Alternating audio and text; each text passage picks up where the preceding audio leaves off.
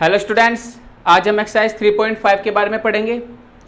Pair of linear equation in two variables.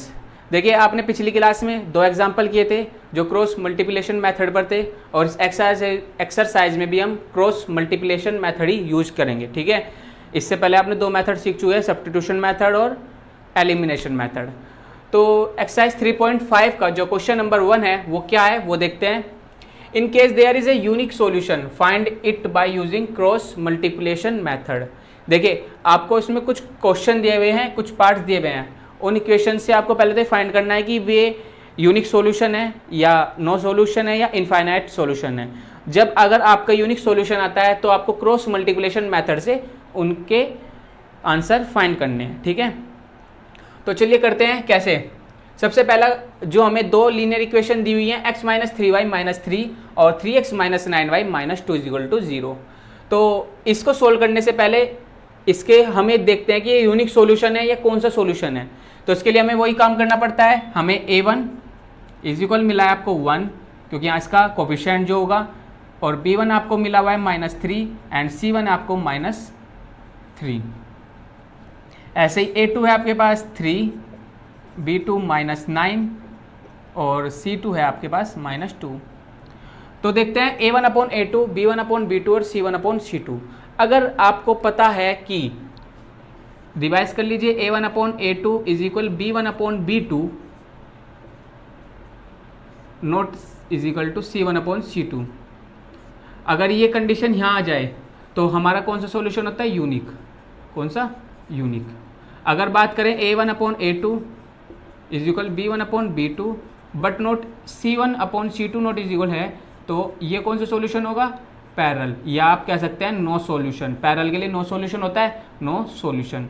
और अगर ये आ जाए a1 upon a2, b1 upon b2 and c1 upon c2, तो ये आपका सॉल्यूशन होगा इनफाइनाइट। कौन सा? इनफाइनाइट। तो ये आप सब कुछ पहले पढ़ चुके हैं, आज इसका रिवाइज कर लेंगे और इससे आगे क्वेश्चन में भी यूज होंगे, वो हम क्या देखेंगे कैसे होंगे। तो students, a1 a2 b1 b2 and c1 c2 आपने निकाल चुके हैं। तो वैल्यू रखते हैं, देखते हैं a1 अपॉन a2 यानी कि 1/3, b1 अपॉन b2 -3/9 और c1 अपॉन c2 जो होगा -3/-2। ठीक है, तो बात करते हैं 1/3 है, क्या कर दिया 3। तो a1 अपॉन a2 देखिए 1 और 3, तो क्या b1 अपॉन b2 भी 1/3 आया और a1 अपॉन a2 भी 1/3 है। क्या ये तो इसके इक्वल है, बट c1 अपॉन c2 जो है आपका वो इसके इक्वल नहीं है। तो मैं क्या लिख सकता हूँ? a1 upon a2 is equal b1 upon b2 तो है, बट नॉट इक्वल है किसके? c1 अपॉन c2 के। देखिए समझिए, a1 upon a2, b1 upon b2, c1 upon c2 आपने सब चीज़ निकाली और इसमें पुट कर दी, तो इससे आपको पता लगा a1 upon a2 is equal है b1 अपॉन b2 के, but not c1 upon c2 के इज इक्वल नहीं है। तो यहाँ से हमें क्या पता लगता है? ये पैरेलल, ये दोनों लीनियर इक्वेशन आपस में कैसा रिलेशन रखते हैं? पैरेलल का। और दूसरी बात, जब पैरेलल होती है तो क्या सोल्यूशन आता है? No solution. क्लियर है बात? और नो सॉल्यूशन है तो हम इसके सॉल्यूशन फाइंड नहीं करेंगे, क्योंकि इन्होंने कहा है in case there is a unique solution. Unique solution के लिए हम सॉल्यूशन फाइंड करेंगे। ठीक है, चलते हैं इसके अब सेकंड पार्ट पर। सेकंड पार्ट क्या कहता है वो देखते हैं। सेकंड पार्ट है 2x plus 5y is equal 5 और 3x plus 2y is equal 8।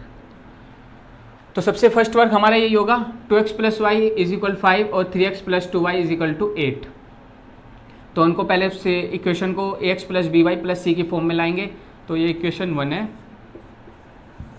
Equation 2 है। तो सबसे first work a1 upon a2, a1 क्या है? 2 और b1 a2 है आपका 3, b1 अपॉन b2 फाइंड करेंगे।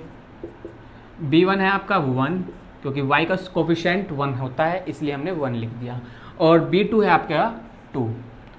तो एक छोटी सी बात यहीं से पता लग जाएगा, a1 upon a2 not is equal है b1 अपॉन b2 के। तो क्या मैं ये लिख सकता हूँ A1/A2 नॉट इक्वल B1/B2। और जब ये वाली कंडीशन होती है तो क्या ये वाली होती है यूनिक सॉल्यूशन। क्या इसका सॉल्यूशन सिर्फ वन होगा, एक यूनिक सॉल्यूशन की एक यूनिक सॉल्यूशन होगा। तो मैं क्या लिख सकता हूँ, यूनिक सॉल्यूशन। तो स्टूडेंट्स, प्यारे बच्चों, ये देखिए यूनिक सॉल्यूशन मिल गया। अब यूनिक सॉल्यूशन मिल गया, ये तो क्लियर है बात हमारी। हमें यूनिक सॉल्यूशन के लिए अब क्या यूज़ करना है, क्रॉस मल्टीप्लिकेशन मेथड, और उससे इसके आंसर फाइंड करेंगे एक्स और वाई की वैल्यू। जो एक्स और वाई वेरिएबल है उनकी वैल्यू हम फाइंड करेंगे। वो देखते हैं हम कैसे करेंगे। यहाँ देखिए, यहाँ ध्यान दीजिए। तो सबसे पहले हम 2x + y - 5 = 0 लिखेंगे, और इसी ऐसे ही 3x + 2y - 8 = 0 लिखेंगे। अब देखिए सिंपल सी बात क्या है, हमने स्टैंडर्ड फॉर्म में लिया है इक्वेशंस को। यहाँ से हम सॉल्यूशन फाइंड करना स्टार्ट करते हैं। यहाँ हमारा 2 और 3 है, A1 A2। यहाँ हमारा 1 और 2 है। देखिए मैंने आपको पिछली बार भी समझाया था क्रॉस मल्टीप्लिकेशन करने का तरीका क्या है। देखिए इनके कोफिशिएंट A1 A2, A1 आपका 2 है, A2 आपका 3 है, B1 आपका 1 है, B2 आपका 2 है, और C1 क्या है -5, एंड C2 क्या है, C2 आपका -8 है। ठीक, और मैंने बताया हुआ है कि इसको यहाँ लिख लेते हैं क्योंकि हम सोल्व कर सके आसानी से। तो प्यारे बच्चों, आपने ये कोफिशिएंट ऐसे लिख लिए। ऐसे लिखने के बाद कोई हार्ड वर्क नहीं है, आपने कोफिशिएंट को ऐसे लिखा, और जो फर्स्ट वाला कोफिशिएंट है उसे यहाँ ला कर रख देते हैं। इससे हम कभी भी पजल नहीं होंगे, इस मेथड में कभी नहीं होंगे, और अपना सॉल्यूशन सही तरह फाइंड कर देंगे। इसके बाद जस्ट वर्क आपका स्टेप होता है x, y और 1। ये 3 स्टेप हैं। इनके अपॉन में जो भी डिनोमिनेटर होंगे वो अब देखिए कैसे लिखेंगे हम। x की बात चल रही तो x को हम हिडन कर लेंगे, बात इसकी करेंगे। 1 8 जा -8 क्या होगा, -8। क्लियर, माइनस का साइन। अब जब 1 8 जा 8 है तो 8 1 5 2 जा 10 हो जाएगा, -10 इक्वल का निशान। अब y की बात करेंगे, y को हिडन कर लेते हैं। y को हिडन किया तो इसको हिडन करते ही हमें क्या मिलेगा, ये बच जाता है 5 3 जा 15, वो भी -15, और 8 2 जा 16, माइनस साइन लगाइए, -16। कोई बात नहीं। अब नेक्स्ट की बात करते हैं 1 की, इक्वल साइन, और 1 की बात करेंगे। 1 के लिए हम क्या हिडन करते हैं, इसको हिडन करते हैं। इस पर देखते हैं 2 2 जा 4, 2 2 जा 4 माइनस, और 3 1 जा 3। देखिए 2 2 जा 4 और 3 1 जा 3। ठीक है, यहाँ तक बात क्लियर है। अब इसके बाद सोल्व करते चलेंगे हम अपना। x upon -8 minus minus plus, तो -8 + 10 equal y, -15 minus minus plus, तो y अपॉन 1 आ जाएगा, क्योंकि -15 है, और जो आपका ये आप ऐसे लिख सकते हैं -15 + 16। आप ज़्यादा शॉर्टकट मत लीजिए। 1/4 में से 3 गए 1। तो नेक्स्ट स्टेप बेटा यही होगा, x अपॉन 2 y अपॉन 1 = 1/1। पहले फर्स्ट और थर्ड को लेते हैं और सेकंड और थर्ड को लेते हैं। सेम स्टेप हमारा यही होगा। देखिए कैसे होगा, x अपॉन 2 = 1 है, तो x = क्या आता है आपका 2। ऐसे ही y अपॉन 1 क्या है 1 है, तो y आता है आपका 1। क्या आपने x और y की वैल्यू फाइंड कर दी। x आपका 2 आता है और y आपका 1 आता है। क्लियर है। एक बार और समझ लीजिए आपने क्या किया इस क्वेश्चन में, वो देखते हैं कैसे किया है। सबसे पहले आपने इनको बताया कि ये यूनिक सॉल्यूशन है, नो सॉल्यूशन है, या इनफाइनाइट सॉल्यूशन है। तो इन किन की मदद से बताया, किन की हेल्प से बताया आपने, इन तीनों की हेल्प से। आपको पता है कि A1/A2 B1/B2 नॉट इक्वल हो तो यूनिक होता है, और A1/A2 = B1/B2 और नॉट इक्वल C1/C2 हो तो नो सॉल्यूशन होता है। इसके बाद आपने बताया A1/A2 = B1/B2 और C1/C2, तो वो इनफाइनाइट सॉल्यूशन होता है। ठीक है, आपने यहाँ से यूनिक सॉल्यूशन बता दिया क्योंकि आपने ये रिजल्ट निकाला था। अब यूनिक सॉल्यूशन है तो इसको क्रॉस मल्टीप्लिकेशन से मेथड से सोल्व करना पड़ेगा।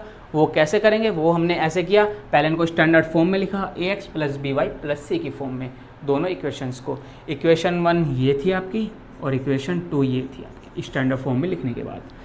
अब इसके बाद मैंने आपको बताया था कि जो उनके कोफिशिएंट है उनको सेम लिखते हैं, कोफिशिएंट 2 3, कोफिशिएंट 1 2, कोफिशिएंट -5 -8 और कोफिशिएंट मैंने बताया था ये वाले कोफिशिएंट एक बार यहाँ लिख लेते हैं, इससे हम पजल होने से कम बचते हैं इस मेथड में, ठीक है। इस मेथड को बड़ा ही सावधानी से करना पड़ता है। x अपॉन -8 माइनस +10 और y अपॉन ये आ गया इज इक्वल 1/4 - 3। ये सॉल्यूशन किया। अब ये जब ये तीनों आ गए सॉल्यूशन करने के बाद फर्स्ट के साथ थर्ड लेते हैं और सेकंड के साथ भी थर्ड लेते हैं, इससे आपके x = 2 आ जाता है और y = 1 आ जाता है। क्लियर हुई बात। अब चलते हैं इसके थर्ड पार्ट पर। थर्ड पार्ट देखते हैं क्या कहता है। तो स्टूडेंट्स थर्ड पार्ट है आपके पास, दो इक्वेशन दी हुई हैं, 3x - 5y = 20 इक्वेशन 1 और 6x - 10y = 40 इक्वेशन 2। देखिए आपको इनको पहले स्टैंडर्ड फॉर्म में चेंज करना है। क्या स्टैंडर्ड फॉर्म है? 3x - 5y - 20 = 1 इक्वेशन या इक्वल 0 और 6x - 10y - 40 = 0। ये आपके पास इक्वेशन 2 है। नेक्स्ट वर्क हमारा यही होगा a1/a2, b1/b2 and c1/c2। So 3a1/a2 क्या आता है आपके पास? 3/6, a1/2। b1/b2 क्या आता है आपके पास? देखिए -5/-10 यानी कि 1/2 एंड c1/c2 क्या आता है? -20 - 40 -20/-40 1/2। अब देखिए a1/a2, b1/b2 और c1/c2 आपने फाइंड कर लिए और जिससे आपको पता लगता है क्या कि ये तीनों इक्वल है। a1/a2 = b1/b2 = c1/c2। और आपको ये भी पता है, क्या पता है कि a1/a2, b1/b2 और c1/c2 अगर तीनों इक्वल हों तो उसका सॉल्यूशन इनफाइनाइटली सॉल्यूशन होता है। और जब इनफाइनाइटली सॉल्यूशन होगा तो इसका मतलब हमें तो सोल्व ही नहीं करना, हमें तो क्रॉस मल्टीप्लिकेशन से सोल्व करना था किसे? यूनिक सॉल्यूशन को। तो हम यहाँ लिख सकते हैं इनफाइनाइटली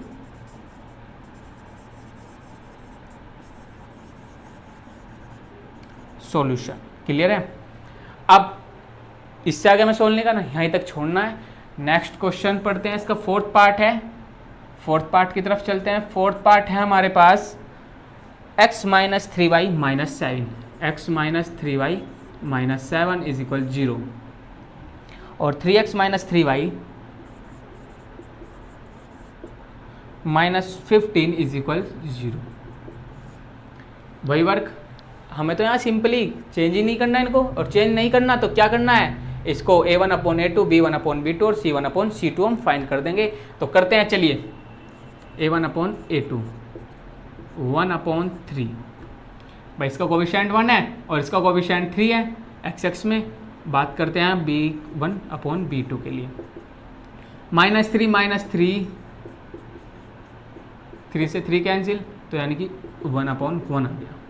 अब हमें आगे फाइंड करने की जरूरत नहीं, c1/c2 हमें यहीं से पता लग रहा है क्या कि a1/a2 नॉट इजिकल या इक्वल b1/b2 है। और जब ये सॉल्यूशन हो या ये मिलता है आपको, इसका मतलब क्या होता है? Unique solution. क्या होता है? Unique solution. और जब यूनिक सॉल्यूशन होता है तो हम क्या करते हैं? हम करते हैं क्रॉस मल्टीप्लिकेशन मेथड यूज़। तो चलिए करते हैं इसका यूज़। कैसे करेंगे? आपको पता है या 1 है या 3 है। चलिए, आपको पता है -3 है आपके पास, और आपको पता है -7 -15 है। और मैंने आपको बताया जैसे कि इसको यहाँ रख लीजिए 1 and 3। तो स्टूडेंट्स, प्यारे स्टूडेंट्स, देखिए समझिए क्या किया। सबसे पहले यहाँ हमने x रखा, यहाँ y है और यहाँ 1 है। तो पहले x की वैल्यू फाइंड करेंगे, फिर आगे चलते हैं। देखिए प्यारे बच्चों, यहाँ x है तो x को हिडन कर दीजिए, हिडन करते ही क्या मिलता है, -3 -14, तो -3 मल्टीप्लाई -15 मल्टीप्लाई माइनस का साइन, -7 -3, तो -7 मल्टीप्लाई -3 इज इक्वल का साइन।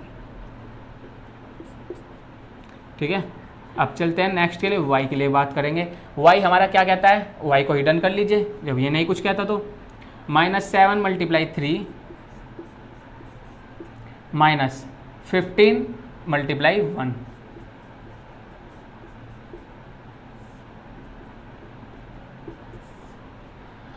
और नेक्स्ट की बात करते हैं 1 के लिए, तो 1 वाले को हिडन कर लीजिए, 1 -3 यानी कि -3, ओके, और 3 3 जा 9, वो भी माइनस और -9।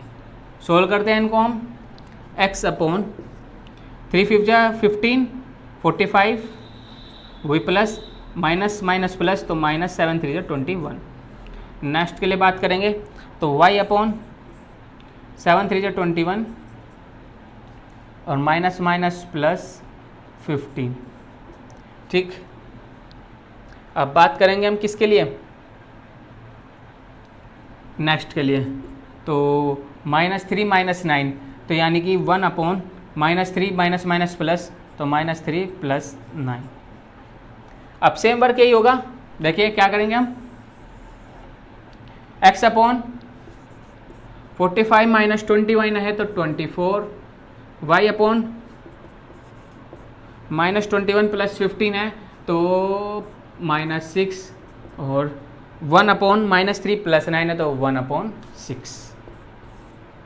वही वर्क हमेशा की तरह है, क्या वर्क है, फर्स्ट को थर्ड के साथ और सेकंड को भी थर्ड के साथ, तो चलो ज्वाइन कराते हैं। x अपॉन 24 इज इक्वल 1/6, तो 6 1 जा 6, 6 4 जा 24, x upon 4 is equal to 1, तो x इज इक्वल आता है आपका 4, x की वैल्यू कितनी आती है 4।